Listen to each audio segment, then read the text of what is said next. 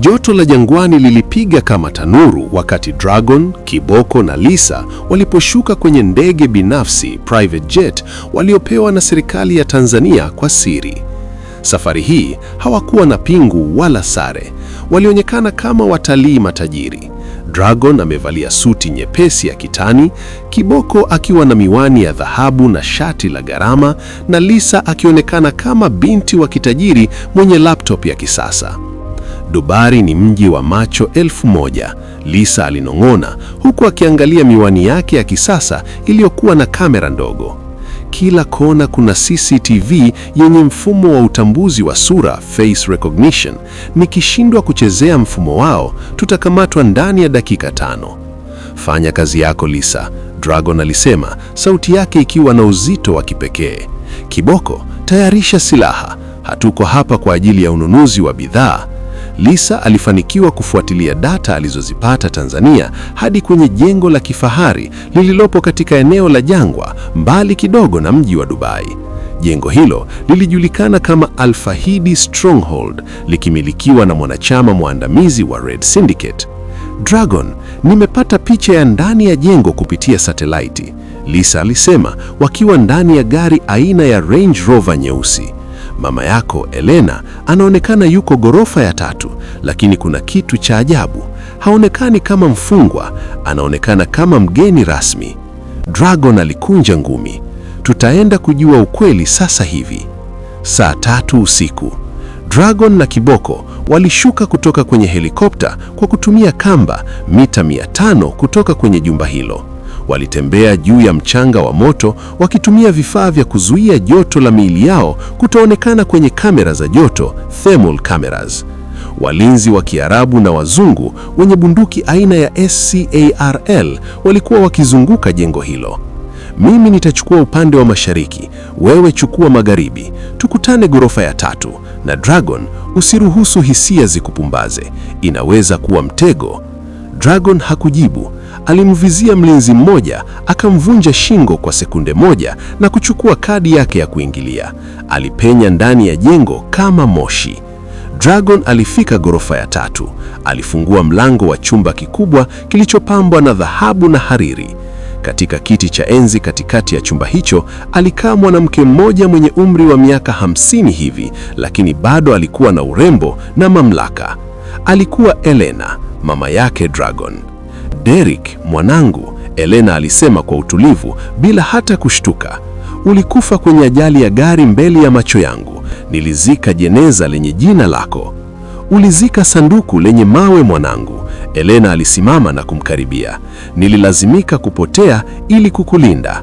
Serikali ya Tanzania wakati huo ilitaka kunitumia kama jasusi wa kuua viongozi wa nchi jirani. Nilikataa, nikakimbia. Nimekuwa nafanya kazi na Red Syndicate kwa sababu wao ndio pekee walioweza kunificha. Ulijiunga na magaidi ili kujificha, Dragon alinguruma. Ulijua maisha niliyopitia. Nilikuwa jambazi, niliua watu.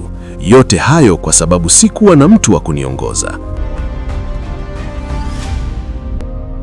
Ghafla, mlango ulifunguliwa kwa kishindo. Kiboko aliingia, lakini hakuwa peke yake. Alikuwa ameshikiliwa bunduki kichwani na wanaume 4. Nyuma yao alitokea mwanamume mmoja mtanashati aliyevaa suti nyeupe. Karibu kwenye mkutano wa familia, yule mwanamume alisema. Huyu alikuwa the new director, kiongozi mpya wa kitengo cha siri cha Tanzania aliyekuja Dubai kwa siri. Director, Kiboko alitemea damu chini. Wewe ndiye unayefanya kazi na Red Syndicate? Sio nafanya kazi nao, mimi ndiye mmiliki wa Red Syndicate. Na Elena hapa ndiye aliyekuwa anatoa maelekezo. Sio nafanya kazi nao, mimi ndiye mmiliki wa Red Syndicate, Director alicheka. Unit 0 ilikuwa ni mradi wangu wa kusafisha wapinzani wangu bila serikali kujua. Na Elena hapa ndiye aliyekuwa anatoa maelekezo ya nani afe na nani aishi. Dragon alimtazama mama yake kwa mshtuko. Mama, haya ni kweli? Elena aliinamisha kichwa. Dunia ni chafu, Derek. Lazima uwe na nguvu ili usiliwe.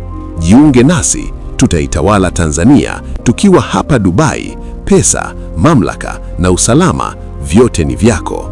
Hapana, Dragon alisema kwa sauti ya kukata tamaa lakini thabiti.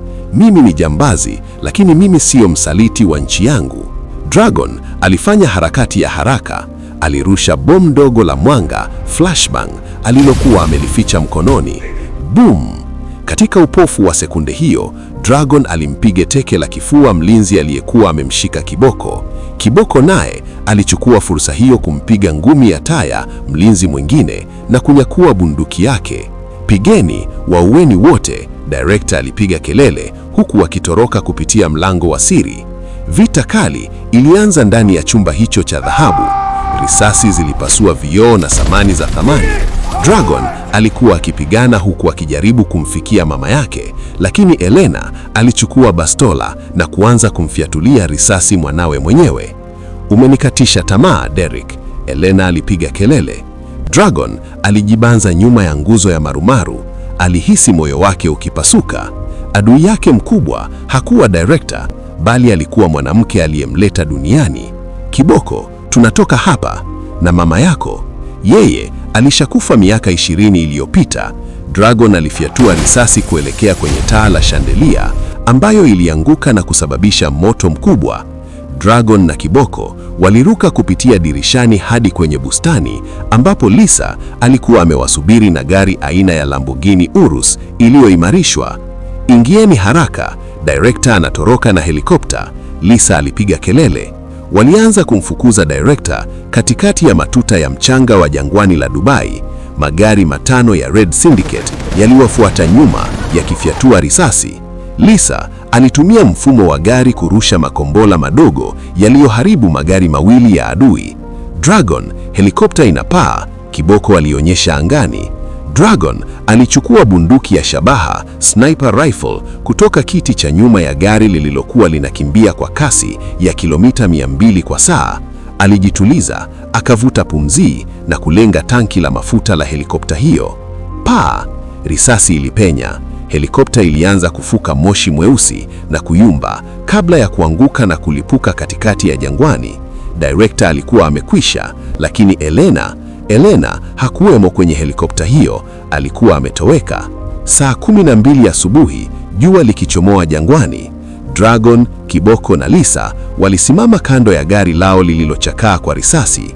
Lisa alitazama tableti yake. Dragon, nimepata ujumbe. Elena amehamisha mabilioni ya fedha kwenda nchi isiyojulikana. Amesema, mchezo haujaanza, mwanangu, nitakuona nyumbani. Dragon alitazama upio wa macho kuelekea baharini. Atakuja Tanzania, anajua ndipo nilipo thabiti zaidi, na safari hii sitamzika kwa mawe. Kiboko aliweka mkono wake begani mwa Dragon. Tuko pamoja boss, Unit 0 haitashindwa. Ndege yao iliruka kuelekea Dar es Salaam, lakini walipokuwa angani, Lisa alipokea simu ya dharura kutoka makao makuu ya usalama wa taifa nchini Tanzania. Dragon, kuna mapinduzi ya kijeshi yanaanza sasa hivi Dar es Salaam. Elena ameshawishi vikosi vya siri kuchukua madaraka. Jiji limefungiwa na rais amejificha. Dragon alikaza taya. Lisa, mwambie murubani aongeze kasi. Dar es Salaam itawaka moto na mimi ndiye nitakayeizima huo moto. Dragon na timu yake wanatua Dar es Salaam kuzuia mapinduzi ya kijeshi yaliyoandaliwa na mama yake Elena. Dragon anamkabili Elena ndani ya ikulu. Licha ya Elena kutaka kumlubuni amsaidie kutawala nchi kwa nguvu, Dragon anakataa usaliti huo.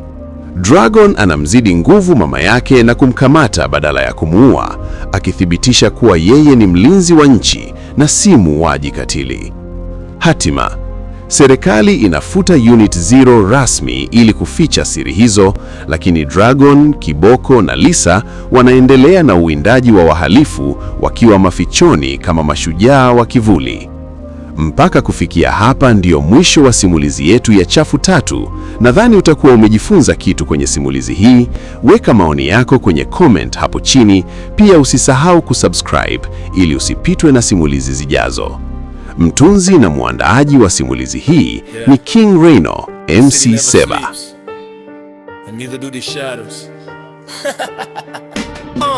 Mtaa ni mchafu, moyo umeshagwa chuma, tubishani na njaa, tunatafuta huduma. Tulia pakwa damu kwenye kiza cha maskani, three kings of the dark, hakuna hofu vifuani. Plan iko tayari, ramani mezani ipo, mmoja na look, wa pili anavuta kipo. The code is silence, mission is clear, we live for the adrenaline, we don't know fear.